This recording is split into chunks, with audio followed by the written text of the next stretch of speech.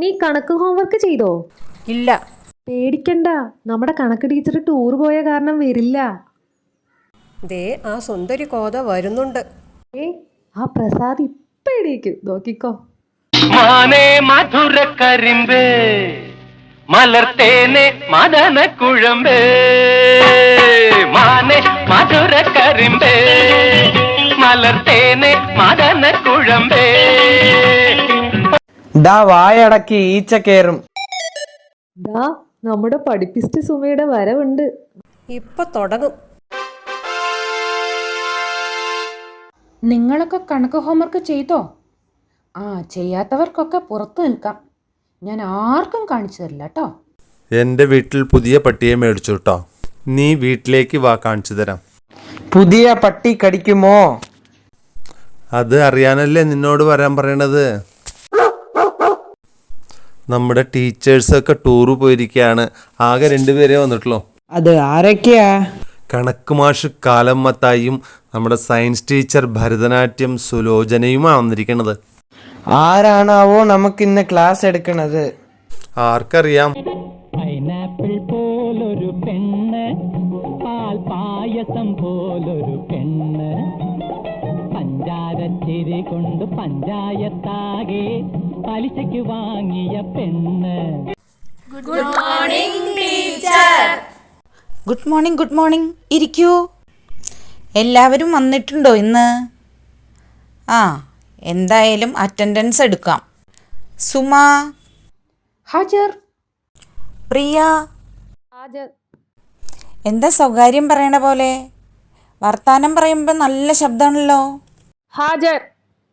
പ്രസാദ് ഹാജർ. നിന്റെ അച്ഛൻ ഗൾഫിൽ നിന്ന് വന്നോടാ? അച്ഛൻ വന്നു. ചിന്തയില്ലടാ? എനിക്ക് പഠിക്കണമെന്ന് ഒറ്റ ചിന്ത മാത്രമേ ഉള്ളൂ ടീച്ചർ. എടാ, ചിന്താമണി വന്നില്ലേന്നാ ഞാൻ ചോദിച്ചേ. അവൾ വന്നിട്ടില്ല. അവൾക്ക് 4ാമതൊരു അനീതി ഉണ്ടായി. ടീച്ചേഴ്സൊക്കെ ടൂർ പോയ കാരണം ഞാൻ തന്നെയാണെന്ന് നിങ്ങൾക്ക് ക്ലാസ് എടുക്കുന്നത്. പരീക്ഷയൊക്കെ അടുത്തു വരികയല്ലേ, കുറച്ച് ജനറൽ നോളജ് ക്വസ്റ്റ്യൻസ് ചോദിക്കട്ടെ.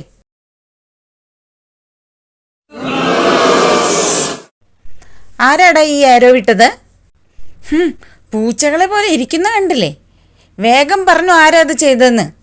ദേ ഈ പ്രസാദ് ആരോ വിടുന്നത് ഞാൻ കണ്ടതാ ടീച്ചർ. ഇവിടെ വാടാ, കൈനീട്ട്. ഇനി ക്വസ്റ്റ്യൻസ് ചോദിക്കാം. ഏറ്റവും വലിയ 6 ഏത്? അത് സുമയുടെ 6 ടീച്ചർ. അവളല്ലേ ഏറ്റവും നീട്ടി എഴുതാറുള്ളത്. എടി, ഏറ്റവും വലിയ നദി ഏതാന്നാ ഞാൻ ചോദിച്ചേ. ഗംഗയാണ് കേട്ടോ. വീണപ്പൂവ് ആരുടേതാണ്? ശാലിനിയുടെ പൂവാണ് വീണത് ടീച്ചർ. എടാ മണ്ട, വീണപ്പൂവ് ആരുടെ കൃതിയാണെന്നാണ് ഞാൻ ചോദിച്ചേ. കുമാരനാശാൻ. രാജേഷ് പറഞ്ഞ ഉത്തരം ശരിയാണ് കേട്ടോ. ആർക്കെങ്കിലും 2 വരി പാടാൻ പറ്റുമോ? ഞാൻ പാടാം ടീച്ചർ.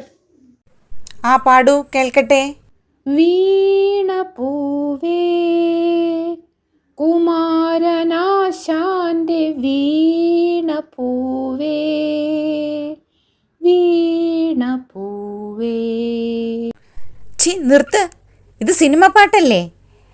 ഞാൻ കുമാരനാശാന്റെ വീണപ്പൂവ് കൃതിയുടെ 2 വരി പാടാനാണ് പറഞ്ഞത്. അടുത്ത ചോദ്യം. ന്യൂട്ടന്റെ തലയിൽ ആപ്പിൾ വീണപ്പോൾ എന്താണ് കണ്ടുപിടിച്ചത്? ആപ്പിൾ വീണാൽ ഒന്ന് മുഴയ്ക്കുകയേ ഉള്ളൂ. എന്നാൽ തേങ്ങ വീണാലോ കഥ കഴിഞ്ഞത് തന്നെ. അതാണ് അദ്ദേഹം കണ്ടുപിടിച്ചത്. എടാ മണ്ട, 1ാം ചലന നിയമമാണ് അദ്ദേഹം കണ്ടുപിടിച്ചത്. ഇനി ഒരു മാത്സ് ചോദ്യമാകാം. 6 × 8 എത്രയാണ്? ആറാട്ട് ഏപ്രിൽ 13 തോന്നുന്നു ടീച്ചർ. 6നെ 8 കൊണ്ട് ഗുണിച്ചാൽ എത്ര കിട്ടുമെന്നാ ഞാൻ ചോദിച്ചേ. അടുത്ത ചോദ്യം. അമീബയുടെ ശരീരഘടന ഒന്ന് പറയാമോ?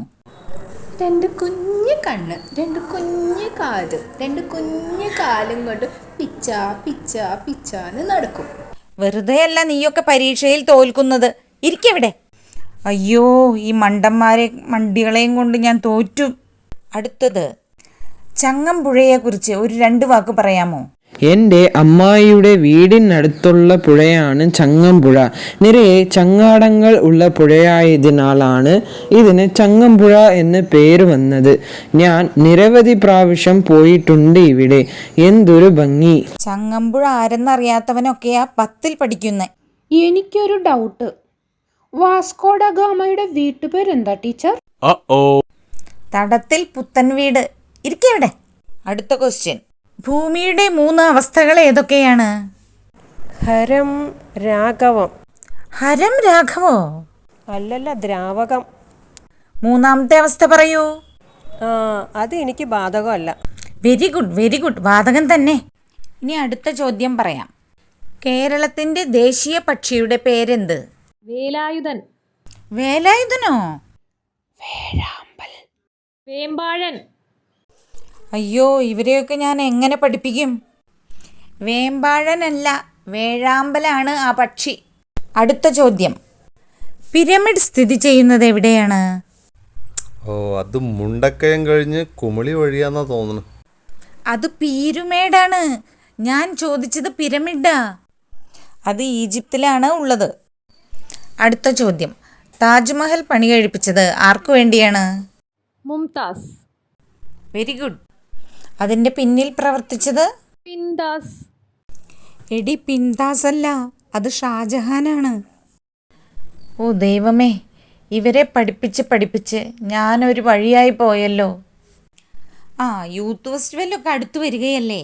നിങ്ങൾ എന്തിനൊക്കെയാണ് പങ്കെടുക്കുന്നത്? ഞാൻ മിമിക്രി ചെയ്യാൻ ടീച്ചർ. എന്നാലൊന്ന് കേൾക്കട്ടെ. ആദ്യം ഒരു കിളിയുടെ ശബ്ദം.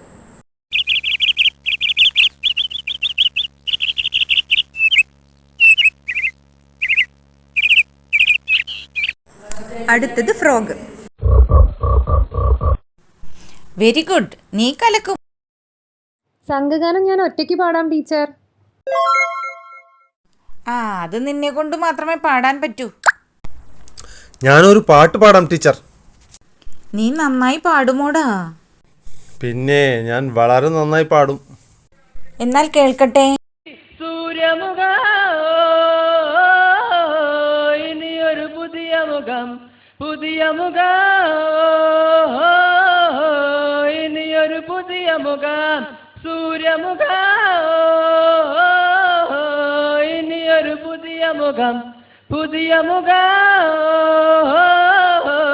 ഇനിയൊരു പുതിയ മുഖം, ഇരുളിൻ വാതിലടച്ചു തുറന്നൊരു കനവിൻ പുതിയ മുഖം. അയ്യോ, മതി മതി, നിർത്ത്.